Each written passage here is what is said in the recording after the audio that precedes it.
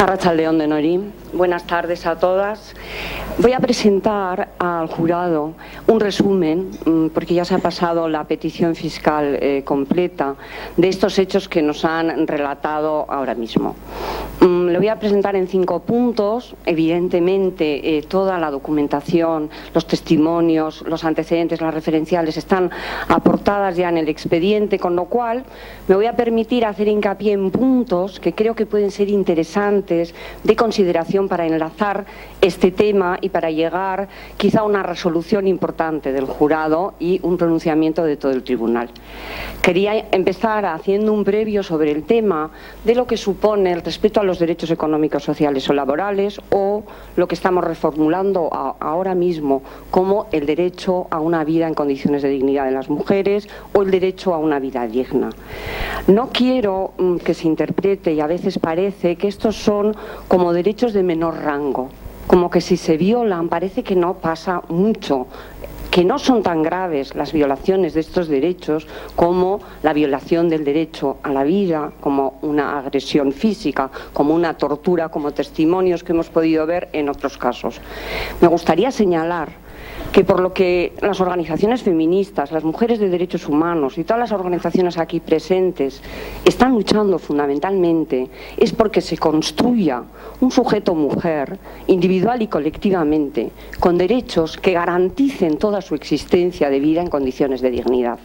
Cuando estos derechos no existen, son menospreciados o vulnerados parcialmente, y no existe la facilidad de la mujer de tener una vida libre, independiente y autónoma, estamos en un íter que fácilmente desembocará en mujeres que llaman vulnerables, pero son mujeres desapoderadas y expropiadas normalmente por los estados, y que finalmente sus vidas derivan en negaciones de vida, en asesinatos, en expulsiones de países, en desplazamientos forzados, en graves problemas de salud, en violaciones y en agresiones. La vida de las mujeres sin derechos es un íter que, si no se modifica, termina necesariamente en una agresión bestial o brutal que termina con su vida.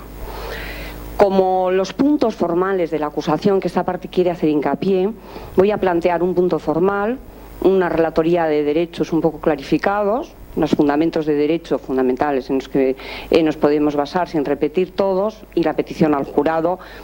señalando solamente algunos aspectos de toda la petición que se ha pasado. El primer elemento formal que me parece muy importante, y quiero hacer énfasis y hacer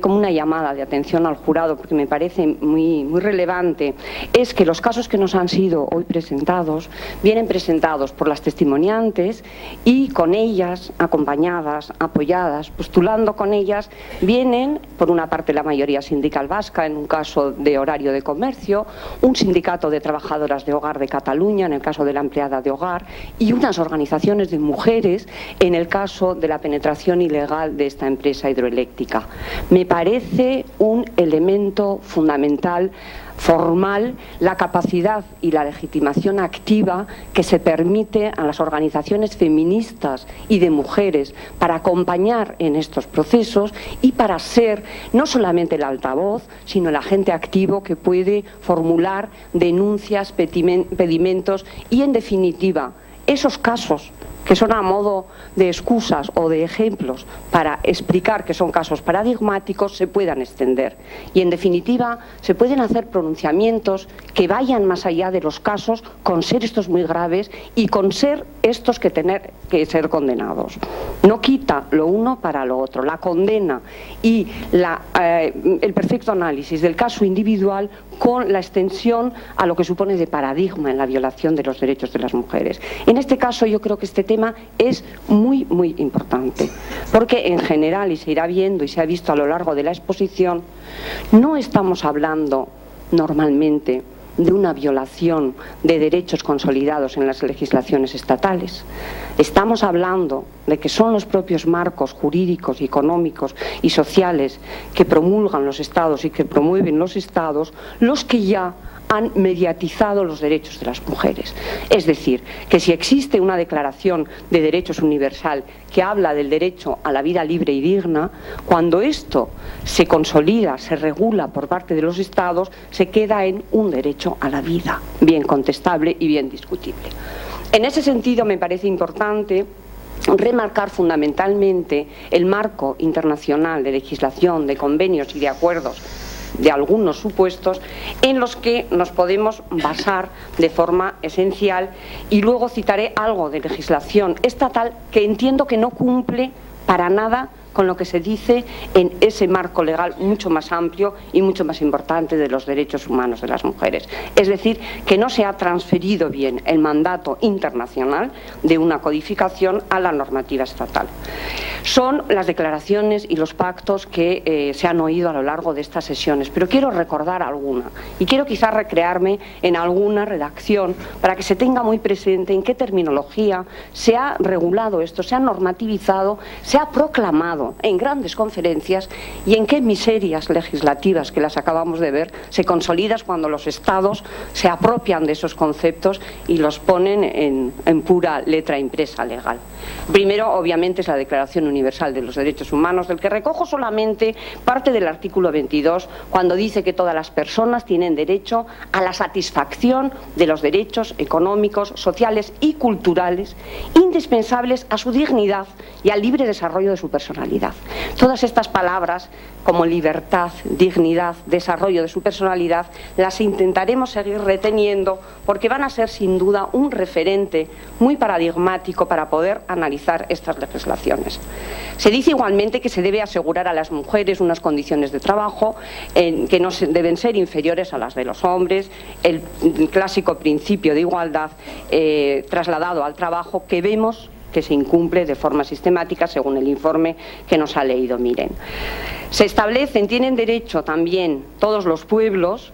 a establecer libremente su condición política y proveen asimismo a su desarrollo económico, social y cultural, con especial referencia a las comunidades indígenas que en este momento nos preocupan por la situación que se ha denunciado. Y se dice además que en ningún caso podrá privarse a los pueblos de sus propios medios de subsistencia. El concepto pueblo, que no es el concepto Estado-nación, el concepto medio de subsistencia, que puede equiparar seguramente a recursos naturales. Se dice en la Convención sobre Eliminación de todas las formas de discriminación contra la mujer, nuestra preferida, la CEDAW, que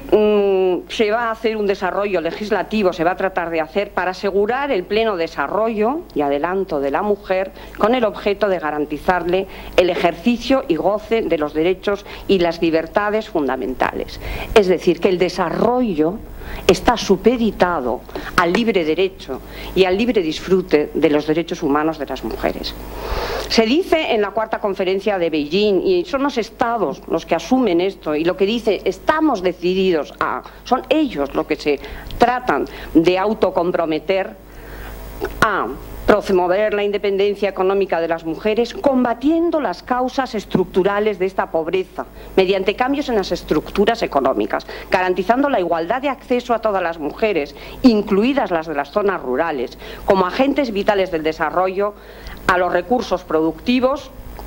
oportunidades y servicios públicos. Se siguen diciendo en las declaraciones muchas más cosas, pero estas me parecen las palabras emblemáticas, los conceptos jurídicos internacionales que dan la clave para que entremos al tema y al debate. Se aplica también, y pensamos que son de aplicación, todos los convenios de la OIT, que ya están citados y que aparecen, y se citan por no ser de aplicación y por pedir casi su inmediata derogación y sustitución por otro, la reciente reforma de la ley de empleadas de la cotización a la seguridad social, que incide negativamente en los contratos de trabajadoras de hogar, como acaba de señalar la compañera, el propio Real Decreto como se dice, que legisla el contrato de las trabajadoras de hogar por no reconocer los derechos que tiene cualquier contrato normal. Se cita como insuficiente la Ley de Igualdad española, que no recoge para nada los conceptos de conciliación de vida familiar, personal y laboral, su aplicación concreta que puede servir. Esos tres como elementos que no cumplen esta normativa que hemos leído. Dicho esto, pasaría al tercer punto, que es una relación de hechos que ha sido perfectamente relatada por nuestras tres testimonios de excepción, pero un poco, vamos a decir, caracterizada. Es decir, vamos a tratar de darle un poco de explicación, si es que tiene, qué pasa con esta situación y con estos hechos que nos han relatado. En el primero de los casos que me voy a referir es el caso de Alejandra. Para analizar este caso yo propondría el siguiente resumen que puede abordar un poco lo que se ha dicho. Todos estos hechos, los relatados por el testimonio de Alejandra, se pondrán en relación y se analizan de forma colectiva para situar una realidad más compleja e interrelacionada que afecta a un colectivo muy amplio de mujeres. En él ocupan un lugar muy importante las mujeres inmigrantes de los países pobres. Estas mujeres acuden al Estado español llamadas a ocupar roles de sustitución de las mujeres autóctonas, que han sido abandonados por ellas. Por diferentes motivos acceden a mejores puestos de trabajo, están en mejor situación económica, acceden a titulaciones que les permiten otros puestos de trabajo. A menudo pasan a realizar estas mujeres migrantes de forma remunerada las tareas que anteriormente realizaban las mujeres de aquí de forma gratuita por pertenecer a las tareas familiares de reproducción o de cuidados. Ocurre en el presente caso, y se da de una forma bastante generalizada, que las mujeres que migran lo hacen en solitario, por lo menos en inicio, dejando a sus criaturas al cuidado de otras mujeres, familiares o cercanas, que cumplirán allí en el pueblo de origen a su vez tareas de cuidados, en sustitución de su madre. Así se produce la cadena transnacional de cuidados, donde diferentes mujeres van asumiendo por sustitución las tareas no realizadas por las cuidadoras, entre comillas, tradicionales en las familias. Esta cadena enlaza relaciones entre diferentes mujeres que pueden alterar la gratuidad y la remuneración según los casos, obedeciendo la gratuidad a lazos familiares y la remuneración a contratación precaria. Se resalta este elemento porque es esencial, a mi modo de ver, para la solidaridad entre mujeres y es el parámetro de justicia solidaria que hace cambiar la posición a las mujeres autóctonas para no convertirse en explotadoras o dominadoras de las otras mujeres por el hecho de tener la condición de inmigrantes con derechos limitados. No deben construir las mujeres sus cotas de autonomía y libertad a costa de la limitación de los derechos de las mujeres inmigrantes. Se pone así en relación los trabajos remunerados de las mujeres, los trabajos en remuneración de las mujeres en las familias y los trabajos precarizados de las mujeres que realizan tareas de cuidados y servicios de hogar. Obviamente, si se está hablando de trabajos de cuidados y atención a las personas y se está hablando de las tareas reproductivas, se pondrá en relación y se debe poner con los servicios públicos y su deriva en la vertiente neoliberal que está llevando al desmantelamiento de los mismos. Este sería, a mi modo de ver, el resumen o el relato de los hechos modificado, alterado en su comprensión de la que yo quiero introducir luego los elementos jurídicos. El segundo caso sería el caso que nos han relatado los sindicatos, las mujeres de los sindicatos, de la trabajadora de hogar que está trabajando en un comercio con un horario imposible. Estos hechos que nos ha relatado se enmarcan en una realidad que está invadiendo las vidas de las trabajadoras de forma imparable, máximo en estos momentos de contracción del empleo, en donde se pretende, sin aumentar la contratación laboral, mantener las grandes superficies y grandes comercios abiertos durante todo el día, incluido las horas de la comida, estando hasta la noche, en fin. Incluso ahora se pretende abrir los domingos y ceder hasta el descanso dominical. Una aceleración e incremento del consumo debe unirse a esta realidad. Elemento de consumo, además, que de forma infernal casi revierte contra las mismas trabajadoras, quienes trabajando en sus horarios en horas tan complicadas son las primeras clientas y acudidoras a estos centros de tan amplio horario. La normativa tanto estatal como comunitaria, que pretende ser de obligado cumplimiento, está regulando la libertad de horarios, pretendiendo que los comercios abran en cualquier horario, incluso que abran los domingos. Por último, este asunto se relaciona igualmente con la normativa de conciliación de vida familiar y de vida laboral, que a fuerza de regularla de forma insuficiente y raquítica y dejar en manos de la organización empresarial la facultad definitiva de fijar los horarios, no solamente no soluciona ningún problema, sino que lo agrava pues ahora nos encontramos con mujeres más empobrecidas, con parecidos horarios a turnos en la distribución, con auténticas dificultades de atender a las necesidades familiares y más dependientes de sus parejas en los aspectos económicos y de perspectiva de vida. Para terminar el cruce de estos dos y la lectura de estos dos casos, hay que añadir que las dos mujeres han terminado esto que no parece más que una pequeña violación de derechos, con bajas que tienen bastante que ver con bajas por agotamiento, por estrés, por fatiga, por bajas por cuestiones psíquicas. Llamo la atención de este elemento porque me parece que no es menor la incidencia importante que tiene esto en la salud de las mujeres ante la imposibilidad de conciliar la vida laboral y la vida familiar y sus necesidades personales. El tercer caso, el caso que nos desplaza a Huehuetenango, lo presentaría así. El caso particular que se nos presenta debe generalizarse a toda la comunidad de mujeres en la zona, como bien lo ha hecho, por cierto, Ermelinda, ya que por el hecho de ser mujeres se van negativamente afectadas por la instalación de la empresa, que les va a privar de un bien de suma importancia, como es el agua, el recurso natural del agua. Cuando yo redactaba esto no había leído esta preciosa explicación de la lluvia y del agua, que llama el agua y que llama la vida, y toda la teorización que ha hecho tan bonita, casi poetización. Incido en este tema, reincido, el recurso natural del agua. Recurso imprescindible, no solo para su vida en condiciones dignas, para la buena vida en su propia expresión, sino para la mera supervivencia.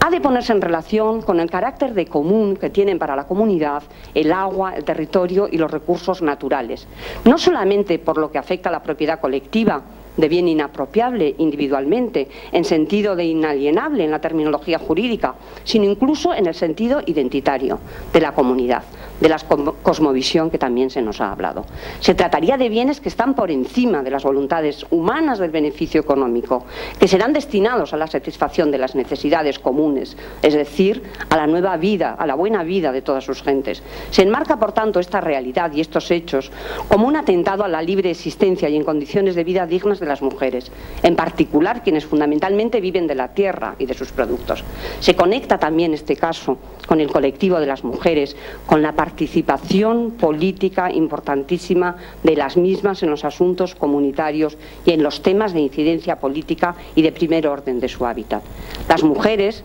tienen el derecho individual y colectivamente contemplado de participar en los asuntos de lo público y de lo común,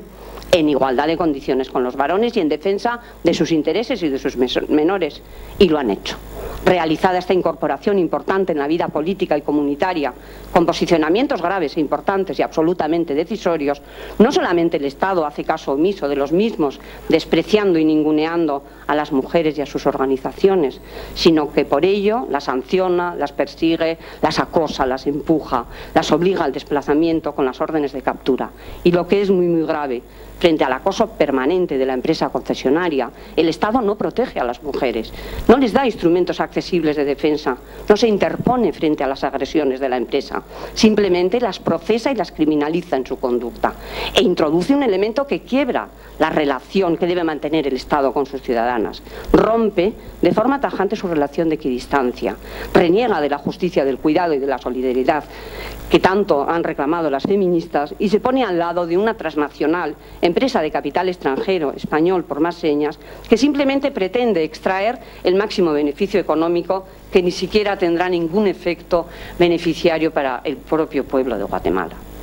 Ante estos tres casos, ante estos tres resúmenes que he tratado de integrar con una lectura un poco caracterizada de los sucesos, se ha pasado una petición de posicionamientos, de hechos, de visibilización de los relatos y, por último, de condenas y de recomendaciones a los estados. No voy a leer todas las peticiones de condenas, pero voy a leer las más simbólicas de estados, porque me parecen importantes, que serían: que se solicita por parte de esta acusación que se condene al Estado de Guatemala por consentir y favorecer la entrada de la empresa Ecoener Hidralia Hidro de Santa Cruz con el único fin de obtener beneficios económicos, alterando la vida integral a la que tiene derecho la comunidad que allí habita, lo que incluye sus medios de vida tradicionales mediante el acceso individual y comunitario a los recursos naturales, agua y tierra, por no proteger las condiciones de vida de las mujeres frente a las agresiones empresariales concretas, incluida la obligación de desplazamiento y despojo de sus sus tierras, por prestar colaboración policial, militar y judicial a la empresa explotadora para que lleve a cabo sus fines, lo que ha supuesto agresiones y amenazas concretas a las mujeres por parte de los propios organismos policiales y militares pretendidamente protectores, por los procesamientos injustificados a las lideresas de la comunidad, por colaborar en la destrucción de las condiciones de vida digna de las mujeres dentro de su ámbito cultural y de sus tradiciones y costumbres, incluidas el derecho a su lengua y a sus referencias trascendentales, por no disponer de un sistema judicial que proteja a estas mujeres indígenas y más bien las incrimina, por despreciar de forma absoluta la participación política de las lideresas en los asuntos públicos, castigando su osadía con la represión. La condena del Estado español que se solicita es por regular de forma indebida, parcial y discriminatoria la relación laboral de las trabajadoras del hogar. No cumple la normativa 189 de la OIT que tanto se está reclamando de aplicación. Ni siquiera cumple las meras expectativas que teníamos antes de que existiese la directiva 189. No es un contrato de trabajo general, regularizado, que dé derecho a prestaciones como el desempleo o que dé derecho a vacaciones dignas o a una situación que se pueda equiparar al resto de los contratos, y al estar ocupado mayoritariamente por mujeres se torna en discriminatoria sexista, por no disponer de servicios públicos suficientes para atención a la dependencia, por no contemplar legislativamente la posibilidad de conciliar la vida laboral, personal y familiar en condiciones de vida digna, por no considerar el trabajo de cuidados y de tareas reproductivas como tal, con los derechos sociales que ello que conlleva, por aplicar una legislación de extranjería que categoriza a las mujeres inmigrantes de forma inferiorizada, situándolas en el eslabón más frágil de la cadena transnacional de los cuidados, por permitir, mediante la regulación legal y la estructura judicial y administrativa, que las empresas y los empleadores pongan por delante sus intereses económicos y empresariales de obtención frente a los derechos de las mujeres y las tareas genéricas de sostenibilidad de la vida. En las recomendaciones, que son varias, que casi todas son recogidas de las peticiones que han realizado las denunciantes y sus organizaciones, solamente quiero llamar la atención de un elemento fundamental para atacar o para afrontar de alguna forma esta tarea legislativa. No se está hablando en estos momentos de una legislación que contemple o que se desarrolle bajo el paradigma de la igualdad entre hombres y mujeres. Esto va mucho más allá.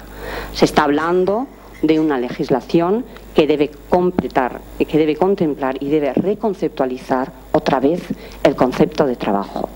Si millones de hojas de trabajos de economistas feministas, economistas juristas y organizaciones feministas han devaluado y han puesto en valor el concepto del trabajo real de las mujeres, esto debe ser contemplado legislativamente, no con una mera reforma. Solamente la conceptualización nueva, jurídica, del derecho al trabajo y del trabajo, y la universalización de todos los derechos sociales para todas las personas, para todas las mujeres, para todas las nacionalidades, solamente esa regulación garantizará que estos derechos efectivamente sean individuales y que todos los derechos sociales que actualmente derivan del derecho del trabajo sean todos los derechos para todas las personas. Quiero llamar la atención sobre este tema porque me parece la única posibilidad de que una nueva regulación legal y una nueva legislación realmente solucione un problema que llevamos años viviéndolo, que ha sancionado legalmente la división entre el trabajo doméstico, reproductivo y de cuidados y el trabajo remunerado. Si esta división no desaparece y solamente el trabajo remunerado de contrato sigue dando el derecho a la salud, el derecho al desempleo, el derecho a la residencia, el derecho a la inmigración, el derecho a la pensión de viudedad, el derecho a la pensión de jubilación, si solamente seguimos consolidando y configurando los derechos sociales en base a un pretendido trabajo que cumple el requisito de remunerado, la mayoría, la inmensa mayoría de las mujeres entrarán en el íter de mujeres que van a ser vulneradas en sus vidas y en su dignidad. Y esto es todo. Muchas gracias.